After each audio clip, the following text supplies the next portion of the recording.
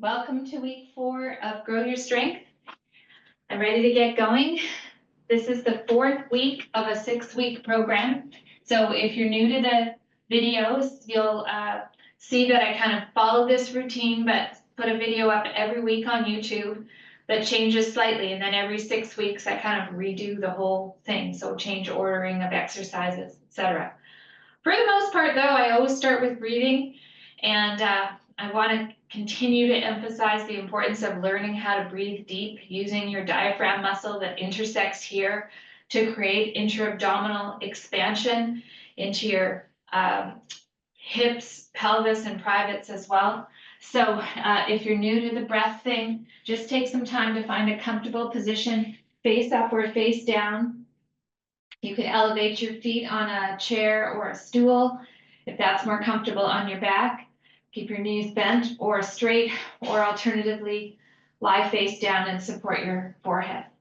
You just want to adjust your body, so little micro adjustments, I call them, to make sure you feel comfortable so that you can focus on taking a deep breath in and feel the expansion that I'm talking about with your inhale. I have not figured out how to talk and breathe through my nose at the same time. So essentially, I want you to breathe in through your nose, nice and slow. Feel that intra-abdominal expansion, and then exhale slowly through your nose. You don't have to do any extra pulling in. At this point, just be thinking about inhale, expand, exhale, recoil.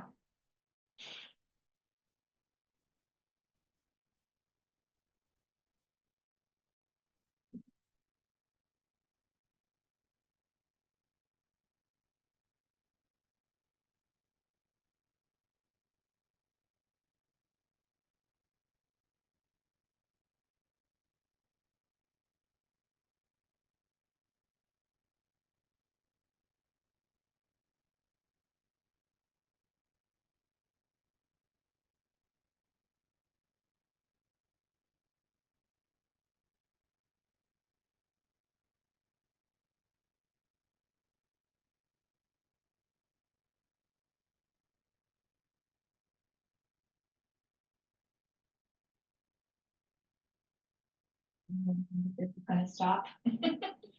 I was listening to my stomach grumble a little bit there.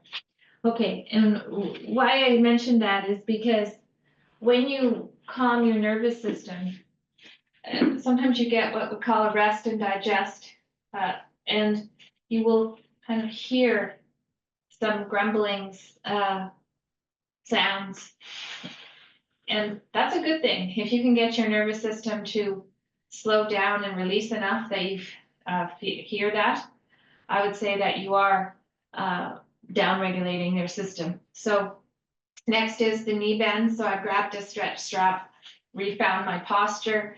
I'm just going for about 3 to 5 of these moves today, fully extending the knee, trying not to jam it or lock it, and backing the leg off to a place where you can get full length to those tissues through the backside.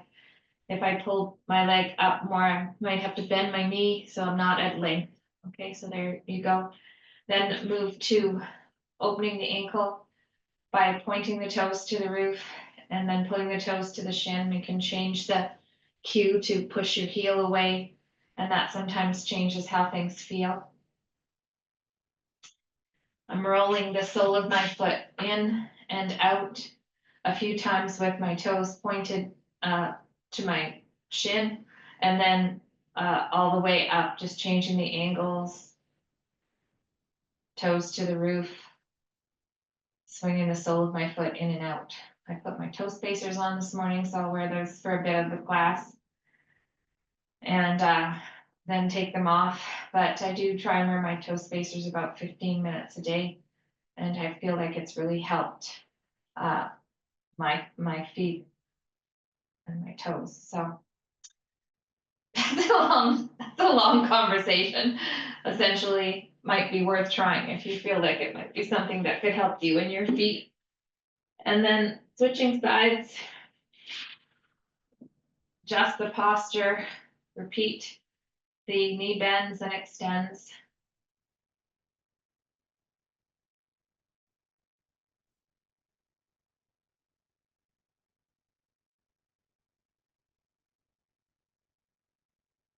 Opening up the ankles, spreading the toes.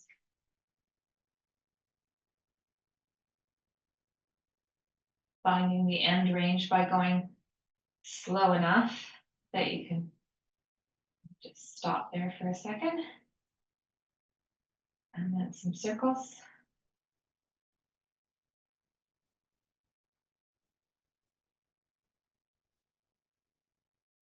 Excellent. Okay, so we're gonna go from here to cat-cow. So you'll come onto hands and knees and just take your hands wide enough, your knees wide enough that you feel like you've got lots of room to move through your shoulders and your hips as you gently round your back up. No need to push extremes.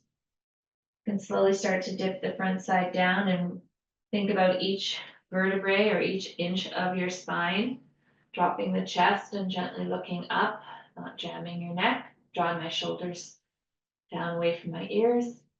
And then starting with my low back again, I'm trying to slowly round through my back.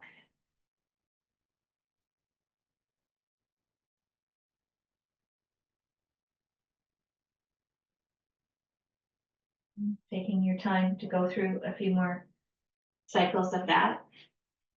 There was an article in the Journal of Strength and Conditioning. I printed myself off a few notes. This is the February journal that just came out about breathing and diaphragm function and its impact on weightlifters with and without chronic low back pain. And we're all sort of weightlifters of sorts. If you're in the, taking this class or thinking about getting stronger, and perhaps you suffered low back pain, many people do and have for periods of their life, it is important to get the breath as deep as you can, like I reviewed in the beginning of the class. This is more and more being substantiated by research. It's a good thing. So don't skip over the time to take for breathing. Okay, and as we go into half kneeling, we'll take some time to just level out the hips, relax the shoulders. I often repeat like, oh, and take, recenter on your breath. It's because if you are holding tension up here, or you suffer low back pain or hip pain, often we sort of disconnect the breath. And then if you're not breathing deep, you're not getting that effect into the pelvic floor and the full function of supporting your core through exercise and movement, like even having a shower is exercise. Take the foot out on an angle, pull the heel in, and just work on some ankle mobility, a little stretching through the knee and hips. So it sounds like a broken record, but when you're training, you might as well be reminded of that so that you don't put yourself at risk, especially if you're at the point where you're wanting to load up more than body weight. Taking kettlebells, loading, breathing properly becomes super important so that you don't put yourself at risk for injury. So the time to learn it is now, if you haven't been paying attention to the breath. So taking some time now just to go through the shoulder movements, lots of words, shoulder rotations, controlled articular, which is joint rotation. Just get to where your arms can go, and then you're going to turn the palms back. I'm pushing my arms back and just kind of feeling out my left and right sides. Putting my hands down to the side of the body and then trying to lace one fingertip up to the opposite shoulder. And then slowly rewinding. If you're having a little trouble balancing with this, just move your front foot out just a little. Did you notice that I just had a little wave? And that's okay. It's a good way to work on balance from half kneeling. Just be mindful that you might topple. Is that a word? I think so. All right, so bringing it back over, resist the urge to arch back, right? So I'm keeping my posture stacked nicely over my hips. And with some practice, some consistency, some patience, you're going to improve the mobility of your shoulders. Second side. Okay. If this doesn't feel good in kneeling, you could do this in standing, just with a split stance, one foot in front of the other. So taking some time to reestablish all the things I mentioned. Deep breath. Stretch through the ankle and knee.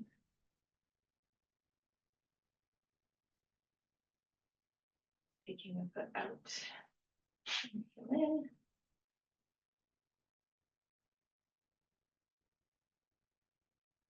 I was joking about wearing this pink sweater for all my videos so far.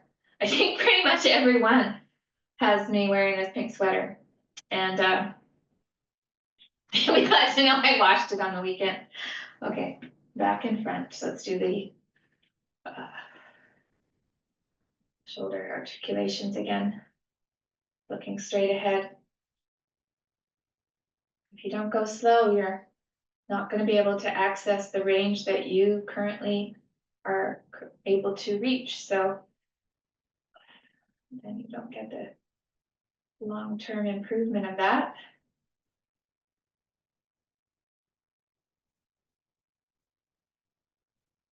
Fingertip to opposite shoulder. Bringing it back around.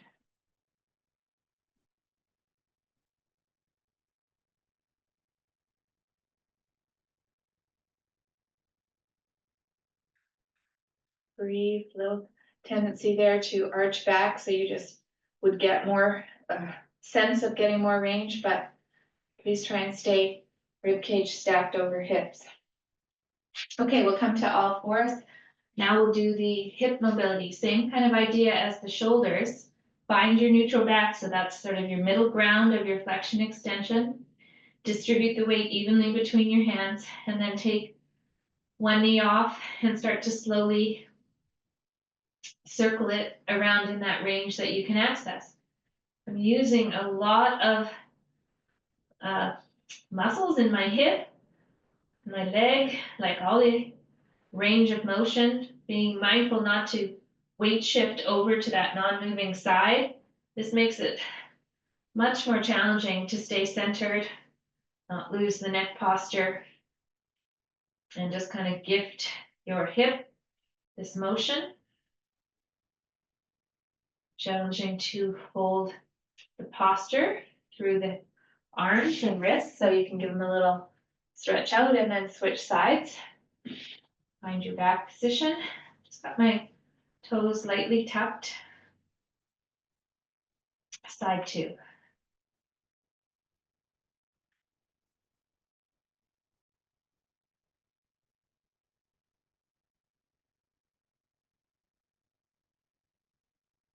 There we go. And reverse the direction.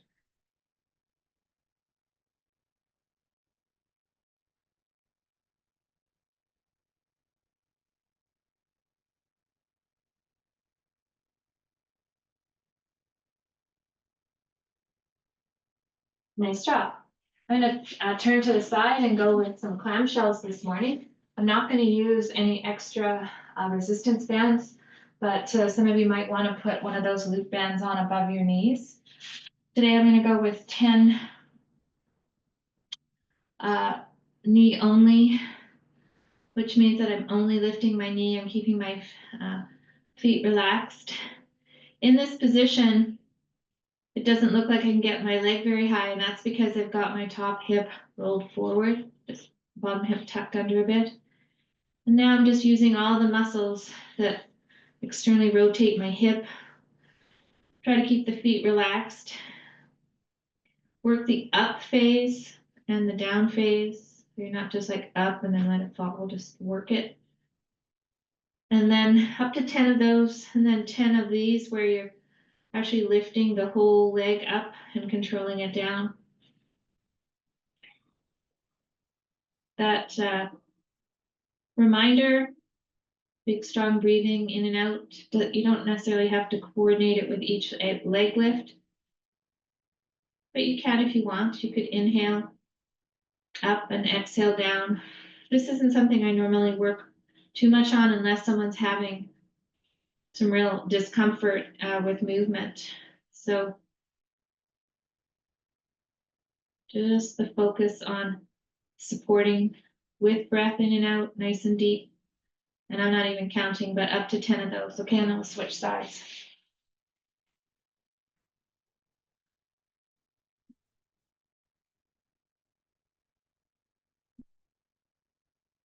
Forward.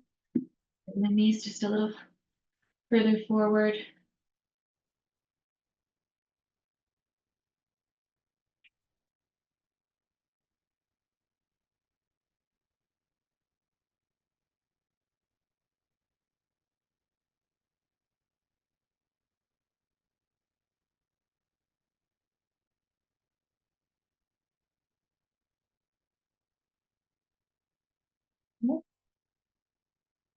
Up.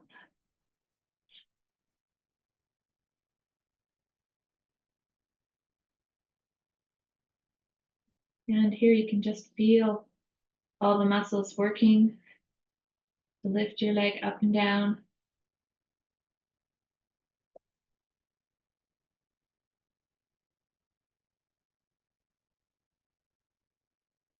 I had a conversation with someone, I guess, not a client, who had watched a little bit of the YouTube videos and said that she couldn't get down onto the floor, so that videos didn't work very good.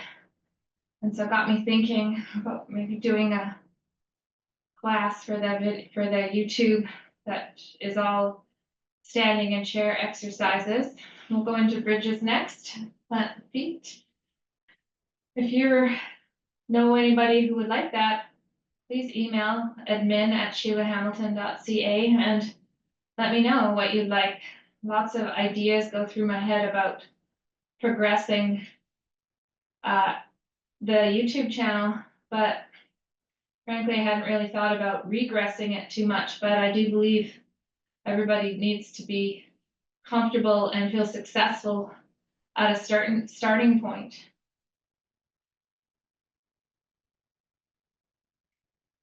So, gosh, that made me feel sad, but it is kind of true. So I want to be able to provide that for people.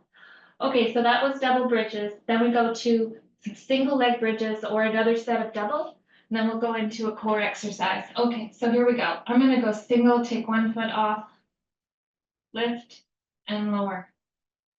Try to keep my hips level, chin tuck, not a big arch in my back. So just kind of work at aligning that gently. And now I'm really using my hip muscle, pressing through my right foot. When you do bridges, if you feel this in your back, you might be going too high for you. So don't go so high and see if that changes it. Single leg bridges are a lot harder than doubles. So you could definitely just do one per side or do a double and then stay there for a little while longer if you're finding that you can't come up level. This is a good starting point. Okay. Reverse tabletop. Bring the feet off the floor so that the knees hover over the hips, not too far up to your shoulders. This makes it harder to keep this core box from your shoulders through your spine connected. So even just breathing in through the nose, out through nose here, I can feel the work.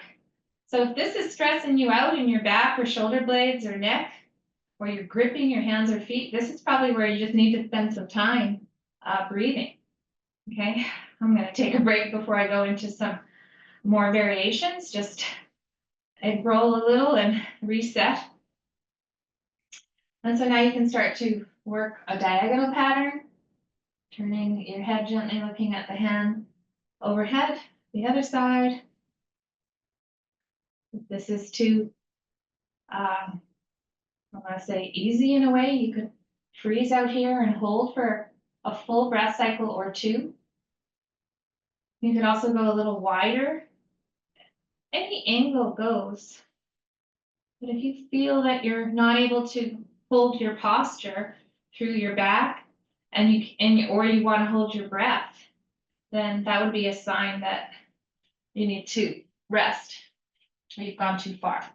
Okay, rolling from the elbows. Onto the elbows, bend one knee, lift that leg and plant the foot, and then I open up the top hand, look down, look up. This is actually really good for the upper back posture. You just kind of get a sense of releasing that to the floor. You get a little roll. Make sure you're not in a shrug. So I'm pushing my elbow into the floor and centering my shoulder as best I can. Look down, look up. I'm teaching this class in person, and the students in that class don't seem to like this one very much, but I do. So we're gonna get to the point where we get in this class, and then it's like, okay, enough of that, let's move on. Now, if you wanted to do another set of bridges or tabletop, just pause the video and go and do that. Otherwise, now we're gonna work on shoulder blades. So I find neutral back, and I'm trying to move my shoulder blades together as I drop my chest to the floor, thinking about gliding them both equally, spreading my fingers, taking the weight through my whole hand, and then push the floor away and spread them apart. So up to about 10 of these.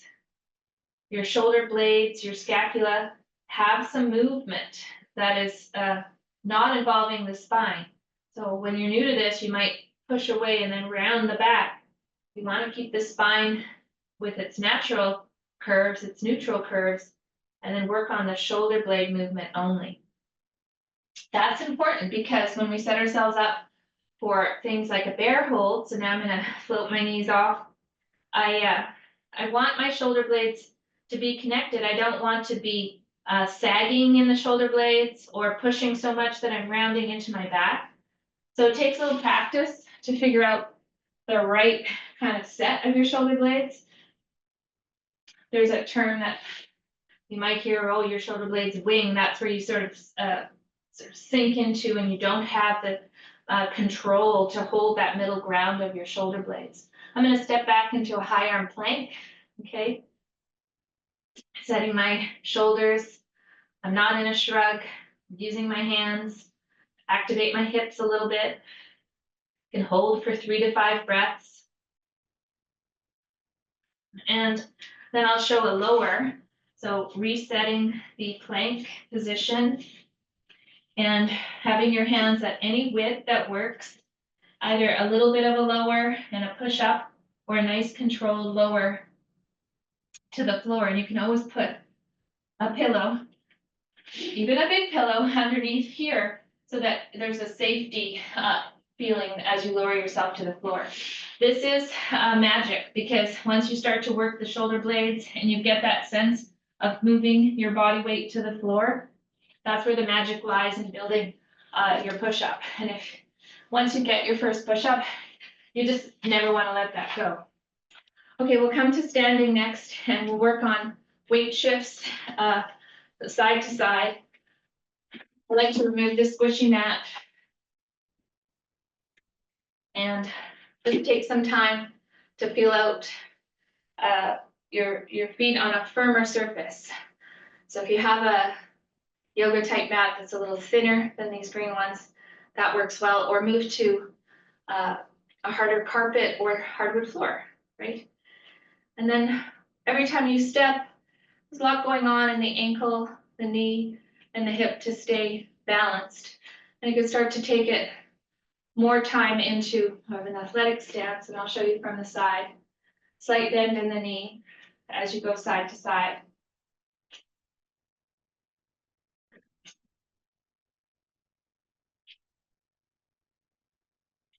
Okay, and then let's try to hold the balance on one foot and pretend to pass a ball around our backs.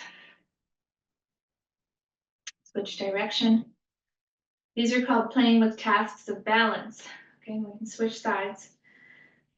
At some point, you're going to be training on the edge of your ability. You know, if I said to now pretend that you're watching the ball, So I'm bringing my eyes over here. This is harder to swing my eyes around than to keep my gaze fixed. And there's lots of tasks of balance. Let's change this up to a high knee cross body tap. There's lots of variations, infinite possibilities that you can play with to work on your balance. Some days your balance is better than others. And so don't get caught up in that. Just continue to practice wherever you're at on a given day. That would be my best advice to you. Okay, so let's go ahead and work on squats, push-ups as a pair. So body weight squats to start.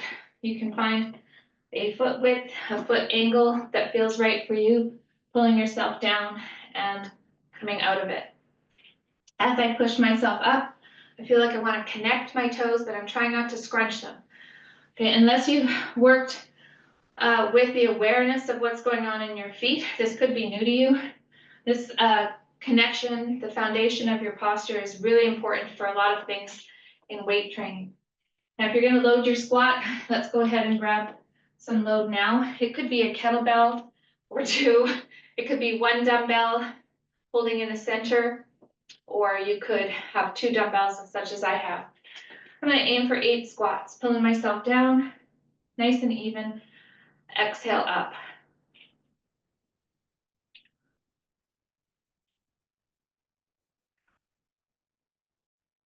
Back feels good. As I pull myself down, my back stays nice and neutral. I'm not rounding or flexing or extending. That works for me.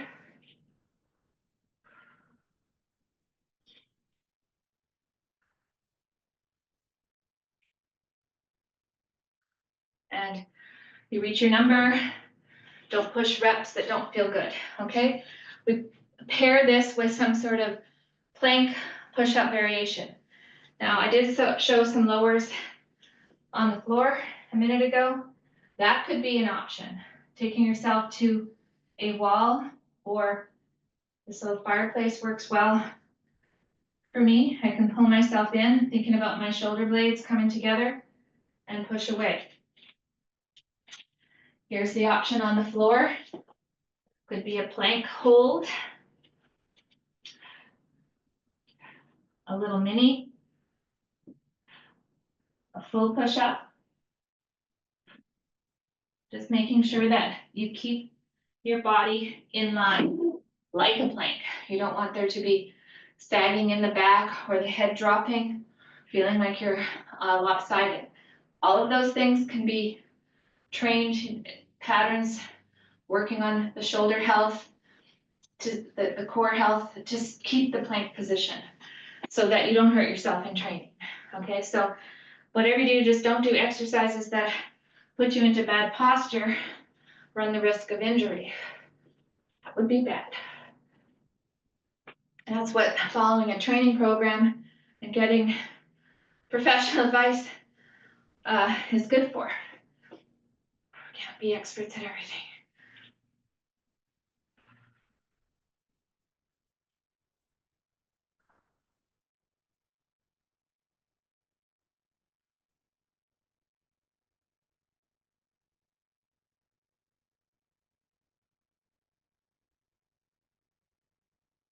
Okay, there's another 8 squats. I actually counted that time. I take my toe spacers off, catch my breath, and then do another set of push-ups. So these are, in this program, these are the strength pairs.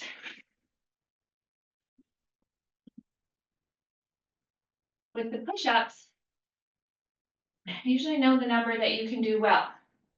So mentally might say to myself, I'm going to do 3 right now. And as long as I can hold the posture and not hold my breath for those push-ups, I'm happy. Now, a few years ago, through Strong First actually, at one of the certifications, I learned that if you take less than a 20-second break and then go back and try and do another rep or 2, the brain perceives it as the same set. And that actually is pretty cool because it's a great way to build without having to circle around and do another set of something. So less than a 20-second break, pop off one more plank hold or a lower or a push-up, and you'll see that this really helps to build your practice. Okay, so if you wanted to do more volume of work in the squat and push-up, just pause the video and do another set, and that would be 3 sets today. So as you get stronger, you can improve your volume, but don't ever be fooled that more volume is necessarily needed to get stronger. There's many nuances with this, and it's practice and following a program that will get you stronger. So 2 is good. Next pair is the half kneeling press and the lateral fly, alternating with the seated band row. So for this exercise, you need to have healthy shoulders. If you don't, you could certainly attempt to do this with body weight, but you never want to move through pain. The reason I'm checking my program again is I've programmed it from the up knee side. Sometimes it'll be down knee side. So here's that half kneeling position. I'm going to gently tuck my back toe. And first off, I'm going to take the weight overhead, check that it feels okay, yeah. And then here's the lateral fly. I recall in previous weeks, I did an alternating set of this and just taking some time to press, pull, drop the elbow to 90 degrees, lateral fly.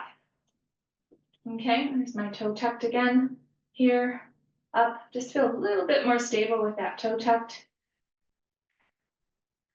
Nice shoulder exercise. I'm not losing my position through my half kneeling, staying nice and connected through my core box. I'm not leaning back or to the side.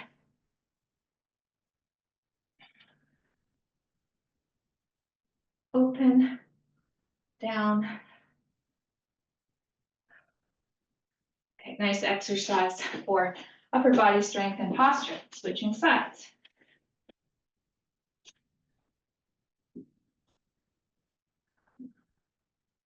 If you're going body weight or weight that's well in your wheelhouse, it's not too close to sort of your maximum weight that you could press, I suggest you take some liberty with the angles. Okay, so here what I mean is I could go a little wider and I could go up. But if this was super heavy, I'd probably want to go more straight up. So when you start thinking about the range, the functional range that your shoulders can go in, we don't always just work in one pattern. So challenge yourself by changing things. Put your shoulder in a vulnerable position, but use lots of angles to improve your functional strength. Okay. And then seated band row. Using a stretchy band, feet about hip width apart. Get tall on your sit bones, and then just walk your hands in so that when you finish your elbows at your sides, you can feel like you're pulling those shoulder blades together. Remember the scapular retractions? Well, now we're retracting the shoulder blades, pulling them together under tension from the band. You can go wider with the elbows. Here's that functional range again. You could change your grip, like really grip between your thumb and your first finger, and then change your grip to your pinky fingers and see how that feels through the shoulders and shoulder blades. Does it change a little bit how it's delivered, for lack of a better word? Okay. I love this version of working on posture. Okay, so that's our pair. I'm going to go ahead and do that one more time. And just for the sake of demonstrating, I'm going to go down a weight and like on any given day, maybe you're tired, maybe you trained yesterday. Does that mean that you can't do a shoulder exercise today? No. But I'm going to go down and weight. I'm still going to be improving my strength. At a certain point, we have to look at creating enough work that we get some adaptations, some positive adaptations. Of course we do. But that doesn't necessarily mean that you're gonna put yourself through something that you can't, it's just strains and it fires up your neck, and then the next day your neck is all tweaked, and that's not good. So don't go there. Just be more consistent with your program. Write down what weights you're using. It's always a good idea, not completely random.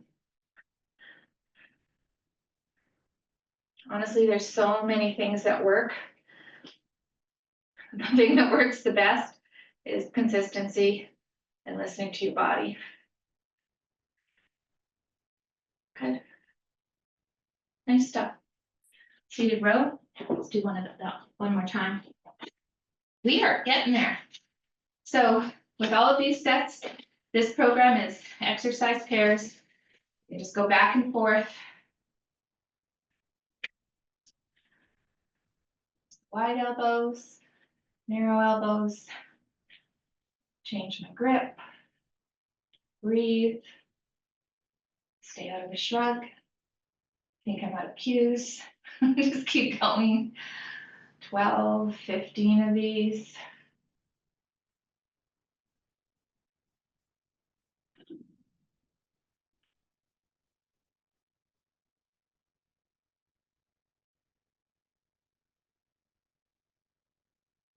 Great. Okay. The last two exercises are our hip hinge and the static lunge. Oh, the hip hinge. As much as I like to think the hip hinge comes easily for people, it's not as natural as it is for some, and yet other people hip hinge better than they squat, and some folks, they can't get the hips back without rounding their back. They want to do this, kind of lean over. They don't sit the hips back. Okay, this is the foundation of kettlebell swings and deadlifting. I'm not going to lift this bar right now, but you can see that I've got an Olympic bar set up. And it is a hip hinge movement here, taking the load and lifting, right? So that is the same as sliding your hips back and coming back up. This is where we start. Feet hip width or wider. Inhale as the hips go back. Exhale as you come up. If you have the double dumbbell version, what's nice is that you can also rotate the palms open at the top to get a little bit more work through your shoulders. Inhale, exhale.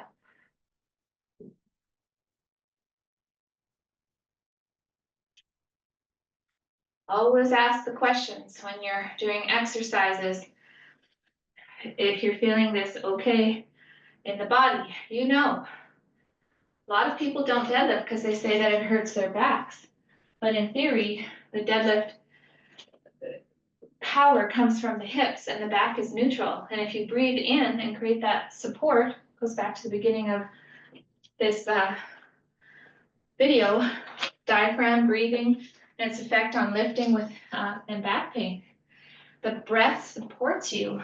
There's no micro movements in the back, and you come up, get nice and strong in through the hips. Okay, static lunge, body weight or with weight. Here's where you want to split the stance. Be thinking about dropping that back knee a little or a lot and coming up. Now what's going on in the front foot, right? You want to open up the toes, and the knee generally just tracks right over the midfoot. You can go a little bit more forward with your knee if that feels okay, or stay fairly upright. If you don't have a strong hip control, what's going on in the foot, a sense of your foot posture, things happen in the split stance lunge where you come down and the knee might kind of cave in a little bit. You can't control that, so you want to be thinking about going a little slower, not going so deep. Right, again, why? Because we want to build strength without creating injury.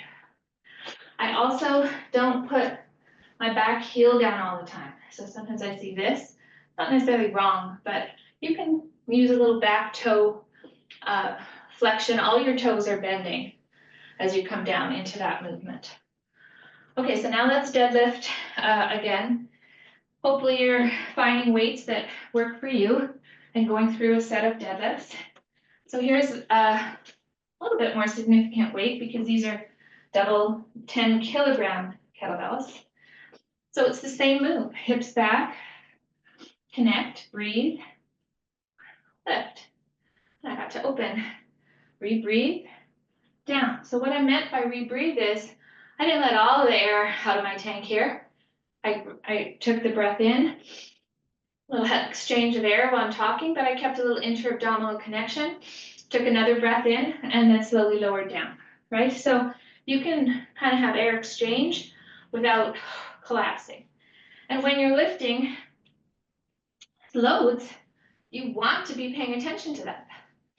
Rebreathe and down. And when you grab the weight from the floor, make sure that you've got your hips back and that your back isn't in a rounded position. If this is too low, elevate the weights on some magazines or a box, and then don't go all the way down. That's why starting with the dumbbell version, where you're easily taking double 10-pound weights and going to the knees or below. So you're not actually risking putting your back under into a position that doesn't work. Now let's go ahead and do another set of the lunges, and then I guess I'll load mine this time. I'll take 2 dumbbells. So I check that my feet are straight. Step back, get control of my toes, the back foot, the front foot's connected. Inhale down, exhale up. Mentally, I'm telling myself, okay, try for 6. As long as I can keep this together.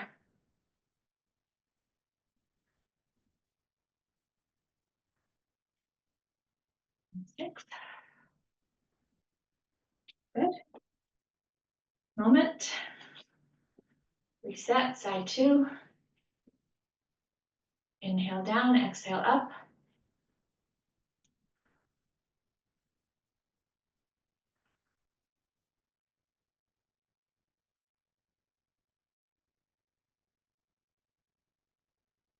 And 6. Ooh, got some nice load through the body with that. So, want to do another round of those. See how I pick those up with a hinge, move them off to the side, put them back down to the floor with a hinge. Clean up the space. So guess what? At the end of the program, we get to do Sheila's favorite exercise. Put my mats back so that it's easier for you to see the get up movement. Learn in stages. Even if you can't get all the way up and down at this point, don't be discouraged. It's worthy of your time. Starting on my back, my left knee is bent, and my foot is connected with the floor, left arm up in the air. It's not loose. I have a light connection through my armpit and shoulder blade. This side takes practice to get the right angle, because what you want to do is make sure that you're feeling fairly set in the core, so there's no big arch in the back. Take a breath in and just push into the foot and roll up onto your elbow. So if I didn't roll, I might be trying to go up more, and that can put strain on the neck. Flatten the hand, come up, pull your hand in a smidge if you need to, so that you can take the weight between this foot and this hand. Shoulders not shrugged, right? Here's my body weight. I lift up and slip my knee through. From here, I sit into my hip, come upright, and then adjust my stance. This looks familiar, right? We did a lot in half kneeling pressing. Now you want to use your legs to get you up. So the back toe is tucked. I take a breath in deep and power myself up with my legs. You always step back with that same leg, opposite to the hand that's in the air. Get control of your toes and then your balance, right? And then a soft, slow knee as you bring yourself down. I'm just going to open my front foot a little wider, and I'll turn so you can see how I did that. Opened it wider. Now I come to my down knee side, spread my fingers, and take my weight back over, loading in through my shoulder, so there's no shrug. Now the weight is between my hand and my down foot, and I slip back through to my hip, back to my elbow, and then roll away, back down to the floor. That's a fairly slow body weight get up. Let's do side 2. I don't want to be responsible for any imbalances. Got enough of our own. And then chin, core, connection with the foot. Roll, keeping your gaze in the top hand. Up and through. And then this is where you come into this half kneeling position and you can look straight ahead. So the gaze changes. Okay, tucking the back toe. I don't want to see shoulders elevating as you stand up. So take some time. Think about the connection through your feet. Breathe in. Stand up tall. Step back. Get control. Soft knee as you land. Open up that front foot. Hinge. Kick through. Slow to the elbow. And all the way back down to the floor. Good. Virtual high fives coming your way. Thank you for building a stronger version of yourself with me today. Strong is never wrong. I heard that from my physio this week, and I'm going to copy that. Have a great week, everyone.